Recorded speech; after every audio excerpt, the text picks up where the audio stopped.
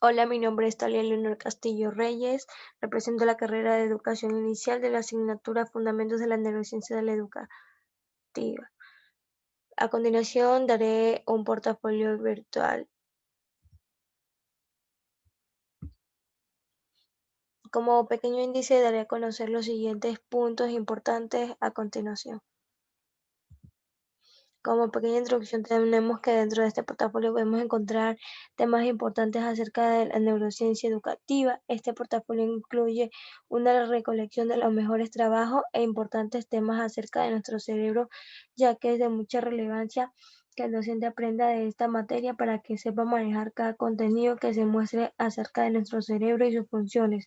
Así sus estudiantes puedan adquirir nuevos conocimientos. Como primer punto tenemos historia de la neurociencia. Dentro de las historias de la neurociencia cabe resaltar que los egipcios tenían gran conocimiento por la medicina y enfermedades. Sin embargo, ellos pensaban que el órgano llamado cerebro solo funcionaba para bombear la sangre y que el corazón controlaba los sentimientos y pensamientos. Grandes personajes griegos dentro de la historia de la neurociencia, tal como Aristóteles, quien pensaba como los egipcios, que que el corazón era el órgano más importante que controlaba los pensamientos y sentimientos, tanto como el cerebro, quien mismo asentó la base para la medicina medieval, tal así como Hipócrates, quien estudia las diferencias entre una persona sana y una persona enferma. Pensaba que la enfermedad era un desequilibrio de sustancia que se encontraba dentro del organismo. De esta manera, Galeno planteó que el sistema nervioso estaba dividido en dos secciones, una dedicada a los sentimientos y otra a las acciones físicas. Sin embargo, la diferencia que hay entre los egipcios y griegos pensaban que el cerebro era el órgano que controlaba todo el resto del cuerpo, ya que en él se encontraba información sobre la fascinación, fantasía, conocimiento y memoria. Y no nos podemos olvidar de Descartes, quien pone la base sobre la separación de la mente y el cuerpo. Menciona que la interacción entre la mente y el cuerpo es realizada a través de la glándula pineal, gracias a Galvani, quien pudo constatar que Descartes estaba equivocado debido a la estimulación de un nervio. Observó que un músculo se contraía, tanto así que Müller planteó sus doctrinas de la energía nerviosa específicas en la cual menciona que en la fibrilla depende tanto del tipo de estímulo que afecta a nuestros sentidos como el tipo de fibra nerviosa que interviene en la percepción. Golgi, quien a través de la tintura del nitrato de plata pudo analizar de que existen células con dendritas extendidas por el sistema nervioso. Y por último, Cajal, quien descubrió con ayuda del método propuesto por Golgi, ambos pudieron hallar la estructura básica del sistema nervioso, quien mismo interpretó la sinapsis. De esta manera obtenemos un glosario con palabras desconocidas tal como la neurociencia, que es el conjunto de disciplinas científicas que estudia el sistema nervioso, con el fin de acercarse a la comprensión de los mecanismos que regulan el control de las reacciones nerviosas y del comportamiento del cerebro. Fibrilla es una estructura contráctil que se encuentra dentro del citoplasma de los mocitos de tejido muscular y les da propiedad de contracción y de elasticidad, la cual permite realizar movimientos característicos del músculo. De esta manera tenemos la sinapsis, que es la manera que se comunica y organiza las neuronas y las divisiones del sistema nervioso. Y por último, la percepción, que es la forma en la que el cerebro interpreta las sensaciones que recibe a través de los sentidos para formar una impresión inconsciente o consciente. Se le puede aplicar discernimiento de la realidad física en su entorno. Así obtenemos un foro virtual, tertulia literaria. Dentro del artículo de Ana Lucía Campos de la página 8 del párrafo 2, línea 1, la música y el arte influencian en el cerebro. Esta frase fue una de tantas que me llamó mucho la atención.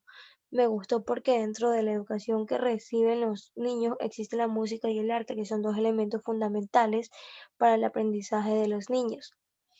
Gracias a la curiosidad que tienen ellos mismos se dan cuenta que la música les llama la atención tanto como el arte. De esta manera no solo aprenderán, sino que también experimentan. Asimismo, su cerebro desarrollará nuevos aprendizajes gracias a que el cerebro convierte los impulsos que recibe a través del oído en sonidos que podemos entender. Asimismo, la música y el lenguaje comparten conexiones profundas en el cerebro. Sin embargo, aprenden con el arte. Conozco un caso donde tuve la oportunidad de estar presente en una práctica profesional donde pude observar y analizar cómo un niño aprendía a través de la música y el arte nuevas cosas en la cual notaba el entusiasmo que tenía por aprender. Gracias a la música y el arte que influyó mucho a que su cerebro desarrolle nuevos conocimientos y pueda aprender de una manera más divertida. Proyecto un mapa conceptual del libro Sácale partido a tu cerebro. Le puedo manifestar que el cerebro tiene más de 100 millones de neuronas que produce gran cantidad de sinapsis, creándose durante los 2 primeros años de vida y se mantiene estable hasta los 10 años. El cerebro continúa siendo vulnerable a los factores ambientales en forma positiva y negativa. De esta manera, el óptimo funcionamiento del cerebro depende del desarrollo de una red neuronal con una alimentación adecuada. Constituye insumos imprescindibles para el desarrollo sano de un cerebro. Así, el impacto emocional es determinante desde antes de nacer. ¿Por qué? El desarrollo del cerebro y la construcción de las redes neuronales están influenciadas por la característica de la vida. Presento un ensayo de la neurociencia aplicada en los procesos educativos. Las grandes investigaciones que se han realizado han podido descubrir que la neurociencia aplicada a la educación o neurociencia educativa es denominada también como neuroeducación, que es aquella que nos ayuda a saber cómo funciona el cerebro y gran parte de cómo intervienen los procesos neurobiológicos en el aprendizaje para favorecer que éste sea más eficaz y óptimo. Estos procesos pueden ser estudiados de una forma metódica, es decir, de una forma más ordenada o sistemática desde varios puntos de vista. A su vez, la neuroeducación brinda al educador mayor conocimiento acerca de qué sucede en el cerebro de los alumnos e indica qué factores influyen en su crecimiento, desarrollo y funcionalidad. La neurociencia es aquella que prácticamente estudia el cerebro, asimismo el sistema nervioso. La neurociencia educativa puede ayudar a los docentes a entender cómo aprenden sus alumnos, así como las relaciones que existen entre sus emociones y pensamientos, para poder ejecutar la enseñanza de forma eficaz. La neuroeducación estudia el aprender a aprender. Promueve la integración de las ciencias de la educación con algunas disciplinas que promueven el desarrollo cognitivo del ser humano. El aprendizaje a nivel funcionamiento del cerebro es uno de los procesos mentales más amplios que hay debido a que cualquier aprendizaje uno recibe en una zona concreta del cerebro, sino que se basa en la conectividad de las neuronas de nuevas conexiones o neuroreforzamiento de conexiones existentes. Concluyendo y tomando en cuenta que la neurociencia aplicada en los procesos educativos, denominada también como neuroeducación, que es aquella que nos ayuda a saber cómo funciona o actúa el cerebro y gran parte de cómo intervienen los procesos neurobiológicos en el aprendizaje, para favorecer que éste sea más eficaz y óptimo. Y como pequeñas conclusiones, tenemos que la neurociencia aplicada en los procesos educativos estudia el aprender a aprender, promoviendo la integración de la ciencia de la educación con algunas disciplinas que promueven el desarrollo cognitivo del ser humano. También podemos aclarar que la neurociencia educativa puede ayudar a los docentes a entender cómo aprenden sus alumnos y alumnas, aportando conocimientos acerca de las bases neuronales del aprendizaje, de la memoria, de las emociones y de muchas otras funciones cerebrales que son día a día estimuladas y fortalecidas en el aula. La neurociencia aplicada en los procesos educativos, denominadas también como neuroeducación, es aquella que nos ayuda a saber cómo funciona o actúa el cerebro y gran parte de cómo intervienen los procesos neurobiológicos en el aprendizaje, para favorecer que éste sea más eficaz y óptimo. Y por último, tenemos que la neurociencia estudia prácticamente el cerebro y es el sistema nervioso conectado a este, considerándolo como el primer órgano que nos permite adaptarnos al entorno y poder aprender. Puedo proyectar de aquí unos dibujos de los cerebros. Este es el primer cerebro, que debe contener áreas cerebrales y sus funciones: lóbulo frontal, occipital, temporal y parietal. Podemos observar el lóbulo frontal de color azul, que está el razonamiento, movimientos, emociones, atención y lenguaje. Y como color verde tenemos el temporal, donde se encuentra la audición, la memoria y el aprendizaje. Y el parietal es de color amarillo, que se encuentra el tacto, gusto, olfato, presión y temperatura. Y el occipital, visión. Y podemos observar el tronco encefálico. De esta manera podemos observar aquí el segundo cerebro, que debe contener hemisferios cerebrales derechos e izquierdos y sus funciones.